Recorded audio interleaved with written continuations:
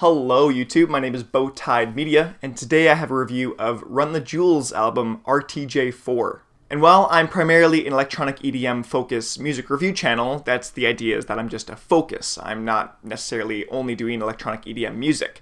And I think hip-hop, rap, and EDM actually take a lot from each other and both benefit directly from the success of one or the other. But getting into it, Run the Jewels is an American hip-hop duo, with LP being a rapper and producer, and Killer Mike being a rapper. This is the duo's fourth studio album in RTJ4, where Run the Jewels came out in 2013, Run the Jewels 2 came out in 2014, and Run the Jewels 3 came out in 2016. So it's been 4 years, and we've gotten our fourth album now. Seemingly starting production in mid-2018, this album could not have come out at a better time in history for the two. It almost feels like RTJ went into the future and saw what was happening and then started production on this album back in 2018.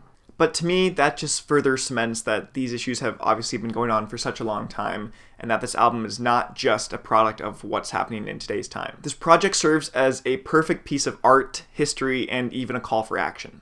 With all that is happening right now in the world, and I guess specifically the United States with the Black Lives Matter movement, this album serves as another strong voice against systemic and illogical racism.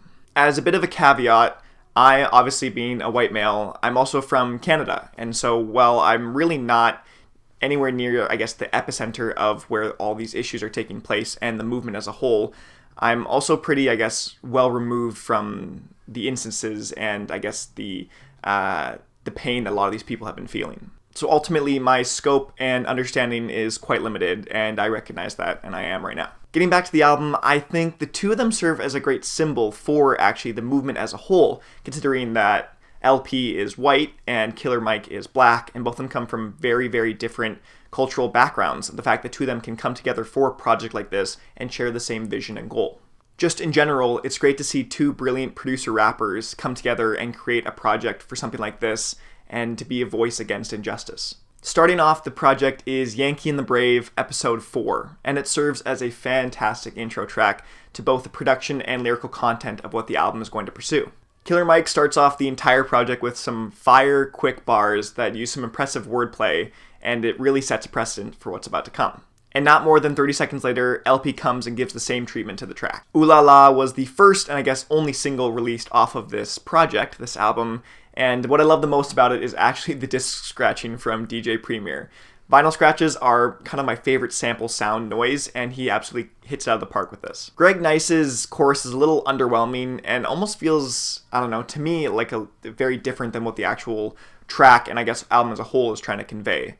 The ooh la la, oh wee wee, or yes yes is, it's barely providing any substance. But aside from that, both lyrical content and production-wise, both LP and Killer Mike go hard on this track. And this track primarily is the one that lets both of them shine uniquely in their own respective manners. But nothing is more evident of LP's production than on Goonies vs. E.T. The production is so good on this track that Killer Mike actually backs off of the chorus to let the production and LP shine. While he does come back towards the latter half of the choruses as kind of a dark, deep, buried vocal performance. Production-wise, I think Goonies vs. E.T. is the best one on the album. Walking in the Snow is easily the most narratively explicit track on the album, and from this point on, we're going to kind of explore what we're talking about. The snow that they are walking through is seemingly a reference to the whitewashed Americans and how a majority of people in power are white. I believe that this song has some of the most impressive wordplay and references across anything in this entire album, and that's to say something because there's a lot of them throughout the entire 40 minutes of this project, and the entire time it's hitting hard. One of my personal favorite lines from this entire project, and on this track specifically, comes from the verse that says, "Hungry for the truth, but you got screwed and drank the Kool-Aid." There's a line, it ends directly at the edge of a mass grave, that's their design. This is obviously a reference to the tragedy and mass suicide of what happened in Jonestown, where spiritual leader Jim Jones coaxed his followers into a mass suicide. This spiritual ritual was the end goal of Jim Jones, and he had to force people to drink the Kool-Aid, in which was actually Kool-Aid that was laced with cyanide poisoning, in a ritual suicide. LP makes the parallel of the Jonestown suicide and the naivety of people that believe that their race is superior to others, and how they will find any reason to keep themselves and those around them indoctrinated into this idea that they are superior. whereas this ethnocentrism will ultimately lead to the mass graves of inferior people. This is obviously heavily alluding to the fact that those in power, those racist people in power, want to kill the people that they believe to be lesser, inferior to them. While this album follows a grand narrative of racial inequality, I don't feel like I'm the best person to kind of dive deep and talk about that. While I can research enough of it, I don't really have the practical experience of it. So something that I think is interesting about this album is that it actually follows a lot of undertones of spirituality and talks a lot about Christianism and the idea of how the faith relates to this, and that's something that I think I can speak more atone to. And with that, I think the song Walking in the Snow speaks most predominantly to that kind of how faith relates to the racial injustice. As I mentioned earlier, as LP talks about the Jonestown suicide, that was obviously based off of a Christian belief, albeit a very dangerous and I would say wrong Christian belief. It was based off of some fact of the Christian faith. He goes on later in the verse to say, "Pseudo-Christians, y'all indifferent, kids in prison, ain't that a sin? Shit, even if a scrap of what Jesus taught connected, you'd feel different." This is obviously pointing a finger at the Judeo-Christian government in which the United States believe they were founded upon, and the moral principles that they say and actively say they believe in.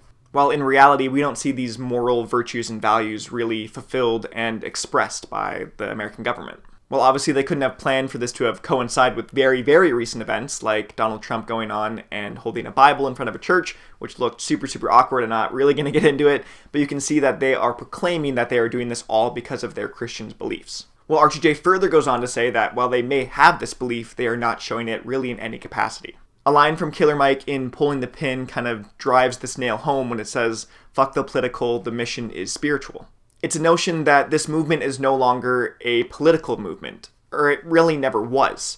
But because political movements are a difference between you think that you're right versus I think that I'm right, and nothing is either really right or wrong. It's just kind of your own opinion on what should be best for a country because it's political. For this movement is truly actually about good versus evil. It's spiritual in the fact that the evil may think that they're right, and in a political sense, they could be right because it's their own opinion. They're not right at all, even if it is their own opinion. It's just truly good versus evil, wrong versus right. And those that continue to believe that this is a political movement deeply misunderstand the purpose of it and why people are protesting. Just is right past the halfway point for this album, and to me, it's easily the best track. Pharrell Williams comes in for the pre-chorus of Just, and comes in with some hard-hitting truth facts, just stating that pretty much all of history has white people using slaves to get further ahead, and how that's even used today with something like Instagram. All of this culminates into the ever-present line of this track, "Look at all these slave masters posing on your dollar." This is obviously a direct nod to the fact that 4 of the 6 presidents featured on the American currency were slave owners and slave masters. The 2 that weren't being Lincoln and Hamilton on the 5 and 10 respectively. This track further cements the idea that people have been using the marginalized for their own profits for as long as history's been recorded. I think the song is the most powerful on the project, and I think can actually serve as an anthem for the entire BLM movement as a whole. Just before the outro, on A Few Words for the Firing Squad, Killer Mike gives a final 3 words for the firing squad in "Fuck You Too." I think this bundles up the entire album in this idea that it is not about niceties in no way, that this is about change and wanting change immediately. This project ends with what feels like a narration for a pilot television show from Matt Sweeney and A$AP Ferg. The 2 of them tell a story of 2 brothers, Yankee and the Brave. For this album actually does have an imaginary TV show running throughout the entire 40-minute runtime. Yankee and the Brave are pseudonyms for the hometowns of LP's New York Yankees and Killer Mike's Atlanta Braves. With this outro, the album comes full circle back to the intro track, Yankee and the Brave. Episode 4 also being an allusion to the fact that obviously this is the 4th project of RTJ, but also makes it feel more like it's a part of a television show. This project is easily the best thing that RTJ has ever put out. Every track has a greater purpose for this album, as it serves the grand narrative of what the album is trying to portray. And this album is actually another piece of an even grander narrative of the whole BLM movement and the fight for, I guess, just injustice in general. And for these reasons, I'm scoring this album a 9.